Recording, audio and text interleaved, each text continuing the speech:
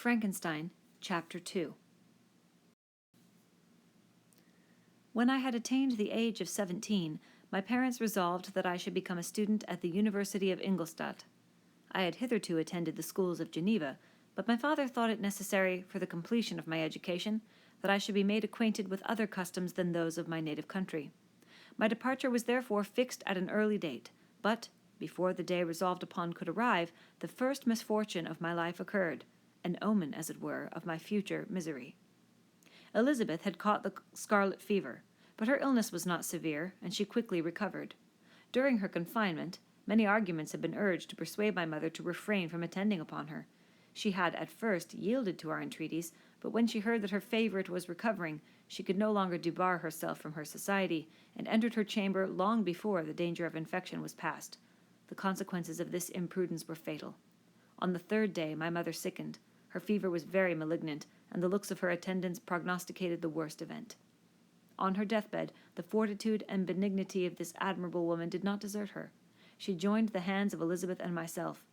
"My children," she said, "my firmest hopes of future happiness were placed on the prospect of your union. This expectation will now be the consolation of your father. Elizabeth, my love, you must supply my place to your younger cousins. Alas, I regret that I am taken from you, and, happy and beloved as I have been, is it not hard to quit you all? But these are not thoughts befitting me. I will endeavour to resign myself cheerfully to death, and will indulge a hope of meeting you in another world." She died calmly, and her countenance expressed affection even in death. I need not describe the feelings of those whose dearest ties are rent by that most irreparable evil, the void that presents itself to the soul, and the despair that is exhibited on the countenance. It is so long before the mind can persuade itself that she, whom we saw every day, and whose very existence appeared a part of our own, can have departed forever, that the brightness of a beloved eye can have been extinguished, and the sound of a voice so familiar and dear to the ear can be hushed, never more to be heard. These are the reflections of the first days, but when the lapse of time proves the reality of the evil, then the actual bitterness of grief commences. Yet from whom has not that rude hand rent away some dear connection? And why should I describe a sorrow which all have felt and must feel? The time at length arrives when grief is rather an indulgence than a necessity, and the smile that plays upon the lips, although it may be deemed a sacrilege, is not banished. My mother was dead, but we had still duties which we ought to perform. We must continue our course with the rest, and learn to think ourselves fortunate, whilst one remains whom the spoiler has not seized. My journey to Ingolstadt, which had been deferred by these events, was now again determined upon. I obtained from my father a respite of some weeks. This period was spent sadly. My mother's death and my speedy departure depressed our spirits, but Elizabeth endeavoured to renew the spirit of cheerfulness in our little society. Since the death of her aunt, her mind had acquired new firmness and vigour. She determined to fulfil her duties with the greatest exactness, and she felt that that most imperious duty, of rendering her uncle and cousins happy, had devolved upon her. She consoled me, amused her uncle, instructed my brothers, and I never beheld her so enchanting as at this time, when she was continually endeavouring to contribute to the happiness of others, entirely forgetful of herself. The day of my departure at length arrived. I had taken leave of all my friends, excepting Clerval, who spent the last evening with us. He bitterly lamented that he was unable to accompany me, but his father could not be persuaded to part with him, intending that he should become a partner with him in business, in compliance with his favourite theory, that learning was superfluous in the commerce of ordinary life. Henry had a refined mind. He had no desire to be idle, and was well pleased to become his father's partner, but he believed that a man might be a very good trader and yet possess a cultivated understanding. We sat late, listening to his complaints, and making many little arrangements for the future. The next morning, early, I departed. Tears gushed from the eyes of Elizabeth. They proceeded partly from sorrow at my departure, and partly because she reflected that the same journey was to have taken place 3 months before, when a mother's blessing would have accompanied me.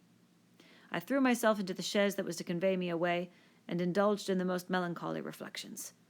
I, who had ever been surrounded by amiable companions, continually engaged in endeavouring to bestow mutual pleasure, I was now alone. In the university, whither I was going, I must form my own friends and be my own protector. My life had hitherto been remarkably secluded and domestic, and this had given me invincible repugnance to new countenances. I loved my brothers, Elizabeth and Clerval. These were old, familiar faces, but I believed myself totally unfitted for the company of strangers. Such were my reflections as I commenced my journey. But as I proceeded, my spirits and hopes rose. I ardently desired the acquisition of knowledge. I had often, when at home, thought it hard to remain during my youth cooped up in one place, and had longed to enter the world and take my station among other human beings. Now my desires were complied with, and it would, indeed, have been folly to repent. I had sufficient leisure for these and many other reflections during my journey to Ingolstadt, which was long and fatiguing. At length the high white steeple of the town met my eyes. I alighted, and was conducted to my solitary apartment to spend the evening as I pleased. The next morning I delivered my letters of introduction,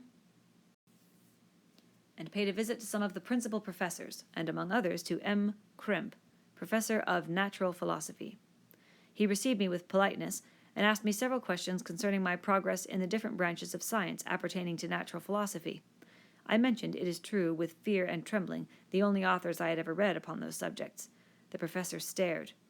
"Have you," he said, "really spent your time in studying such nonsense?" I replied in the affirmative. "Every minute," continued Mr. Krempe with warmth, "every instant that you have wasted on those books is utterly and entirely lost. You have burdened your memory with exploded systems and useless names. Good God! In what desert land have you lived, where no one was kind enough to inform you that these fancies, which you have so greedily imbibed, are 1,000 years old, and as musty as they are ancient? I little expected in this enlightened and scientific age to find a disciple of Albertus Magnus and Paracelsus. My dear sir, you must begin your studies entirely anew." So saying, he stepped aside, and wrote down a list of several books treating of natural philosophy, which he desired me to procure, and dismissed me, after mentioning that in the beginning of the following week he intended to commence a course of lectures upon natural philosophy in its general relations, and that Mr. Waldman, a fellow professor, would lecture upon chemistry the alternate days that he missed. I returned home, not disappointed, for I had long considered those authors useless whom the professor had so strongly reprobated, but I did not feel much inclined to study the books which I procured at his recommendation. Mr. Krempe was a little squat man, with a gruff voice and repulsive countenance. The teacher, therefore, did not prepossess me in favor of his doctrine. Besides, I had a contempt for the uses of modern natural philosophy. It was very different when the masters of the science sought immortality and power. Such views, although futile, were grand. But now the scene was changed. The ambition of the inquirer seemed to limit itself to the annihilation of those visions on which my interest in science was chiefly founded. I was required to exchange chimeras of boundless grandeur for realities of little worth. Such were my reflections during the first 2 or 3 days spent almost in solitude, but as the ensuing week commenced, I thought of the information which Mr. Krempe had given me concerning the lectures, and although I could not consent to go and hear that little conceited fellow deliver sentences out of a pulpit, I recollected what he had said of Mr. Waldman, whom I had never seen, as he had hitherto been out of town. Partly from curiosity, and partly from idleness, I went into the lecturing room, which Mr. Waldman entered shortly after. This professor was very unlike his colleague. He appeared about 50 years of age, but with an aspect expressive of the greatest benevolence. A few gray hairs covered his temples, but those at the back of his head were nearly black. His person was short, but remarkably erect, and his voice the sweetest I had ever heard. He began his lecture by a recapitulation of the history of chemistry and the various improvements made by different men of learning, pronouncing with fervor the names of the most distinguished discoverers. He then took a cursory view of the present state of the science, and explained many of its elementary terms. After having made a few preparatory experiments, he concluded with a panegyric upon modern chemistry, the terms of which I shall never forget.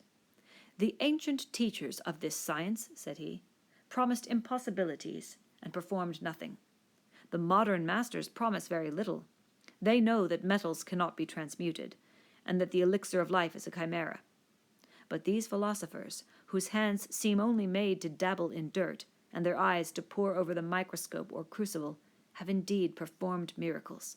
They penetrate into the recesses of nature, and show how she works in her hiding-places. They ascend into the heavens. They have discovered how the blood circulates, and the nature of the air we breathe. They have acquired new and almost unlimited powers. They can command the thunders of heaven, mimic the earthquake, and even mock the invisible world with its own shadows." I departed highly pleased with the professor and his lecture, and paid him a visit the same evening. His manners in private were even more mild and attractive than in public, for there was a certain dignity in his mien during his lecture, which in his own house was replaced by the greatest affability and kindness. He heard with attention my little narration concerning my studies, and smiled at the names of Cornelius Agrippa and Paracelsus, but without the contempt that Mr. Krempe had exhibited. He said that these were men to whose indefatigable zeal modern philosophers were indebted for most of the foundations of their knowledge.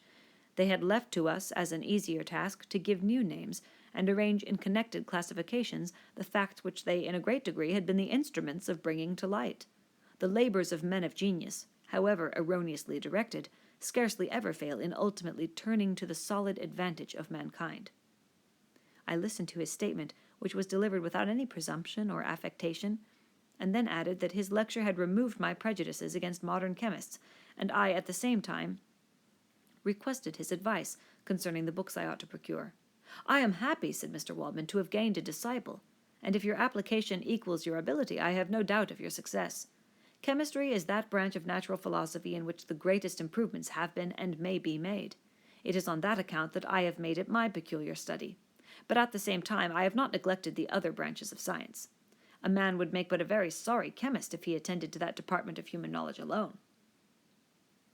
If your wish is to become really a man of science, and not merely a petty experimentalist, I should advise you to apply to every branch of natural philosophy, including mathematics." He then took me into his laboratory, and explained to me the uses of his various machines,